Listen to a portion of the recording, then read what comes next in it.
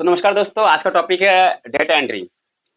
तो इसको data entry भी बोलते हैं और डेटा एंट्री भी कुछ लोग बोलते हैं। तो डेटा एंट्री एक्चुअल में क्या होता है आप जान लीजिए।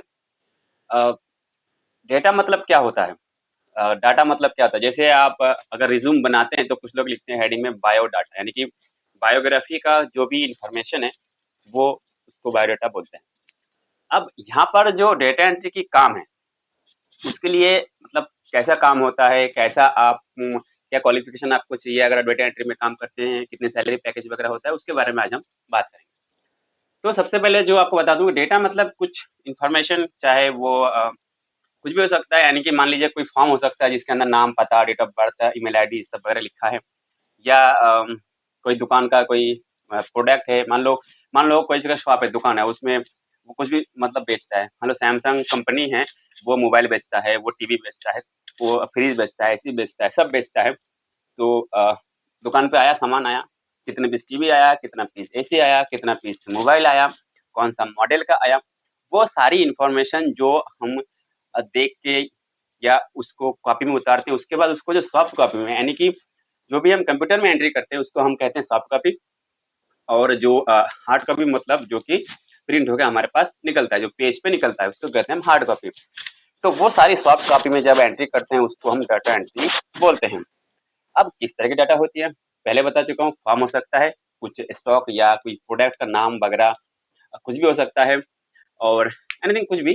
तो अगर आप ऑफिस में काम करने जाएंगे डेटा एंट्री में, तो यहाँ पर आपको अलग अलग काम मिलेंगे, अलग अलग चीजें मिलेंगे, कुछ फाइल मिलेंगे इसके अंदर की सारी चीजें आपको एक सॉफ्टवेयर में एंट्री करना है, या एक्सेल में एंट्री करना है, या एमएस वर्ड में एंट्री करना है, एमएस एक्सेस में एंट्री करना है।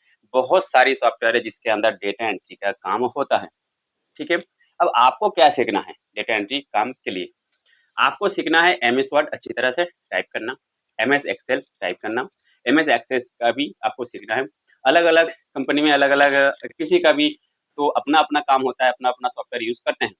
उसके बाद आपको मिल सकते हैं बहुत सारे सॉफ्टवेयर, यानी कि हर कोई एक जैसा सॉफ्टवेयर इसको यूज नहीं करता है। ठीक है। तो इसलिए आपको वो अलग सॉफ्टवेयर पे एक दो दिन आपको हाथ बिठाने के लिए चाहिए। भाई आप नया सॉफ्टवेयर में काम करेंगे तो आपको चाहिए कि दो तीन दिन का टाइम होता है, या आपको ट्रेनिंग होती है कहीं कहीं जगह पे कि ट्रेनिंग के बाद ही आपको वर्क दिया जाएगा। तो ये सारी चीजें होती है। आपको सीखना है टाइपिंग करना, एक्यूरेसी से टाइपिंग करना, ठीक से टाइपिंग करना।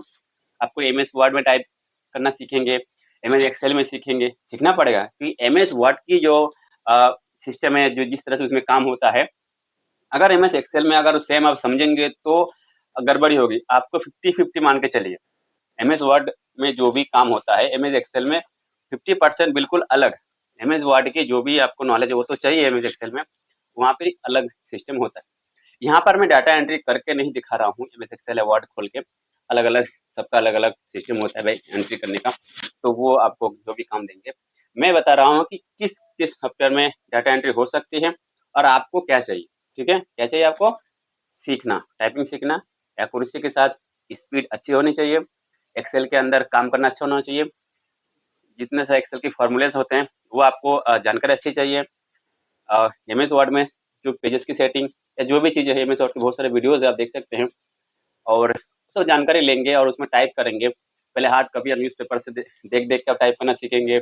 एक्सेल में सारे कॉलम है, सेल्स, उसके अंदर टाइप करना सीखेंगे। वो सारी चीज़ें जो आपको सीखना पड़ेगा, तभी आप किसी से कहीं भी इंटरव्यू देने जाएंगे तो वहाँ पर डाटा एंट्री के बेस पे तो आपको सबसे पहले डाटा एंट्री का टेस्ट लिया जाएगा। ठीक है। वर्ड एक्सेल से आप कुछ कुछ भी पूछ सकते हैं, शॉर्टकट कीज के बारे में पूछ सकते हैं। उसके बाद आपको कोई भी सॉफ्टवेयर के अंदर जो बहुत सारे टाइपिंग के सॉफ्टवेयर होते हैं उसके अंदर आपको टाइपिंग टेस्ट करा सकते हैं, या आपको कोई पेज दे दिया जिसके ऊपर लेटर कुछ भी लिखा है उसको देख देख के आपको टाइपिंग करना है। इस तरह से आपको इंटरव्यू होता है। अगर वहाँ पास करते हो तो आपको जॉब मिलती है। जॉब के अंदर आपको कंप्यूटर मिलेगा तो वहाँ पे देख सकते हैं कि कोई सॉफ्टवेयर भी हो सकता है, एमएस वर्ड भी हो सकता है, इसके अंदर सारा काम हो रहा है, एमएस एक्सेल के अंदर भी सारा काम हो सकता है। ठीक है। तो वो अपना अपना काम है जो लोग अपना अपना कंपनी वाले करते हैं। आपको जो सीख के जाना है वो यही है, एमएस वर्ड, एक्सेल और एमएस एक्सेस। पावर पॉइंट भी सीख सकते हैं स्लाइड बनाने के लिए। उसके हिसाब से टाइपिंग मास्टर में टाइपिंग करना सीखेंगे तो ये सब नॉलेज आपको हो जाएगी, तब आप काम पे जा सकते हैं। ठीक है। उसके बाद आते हैं सैलरी पैकेज। डाटा एंट्री में इतना ज़्यादा सैलरी नहीं मिलता है।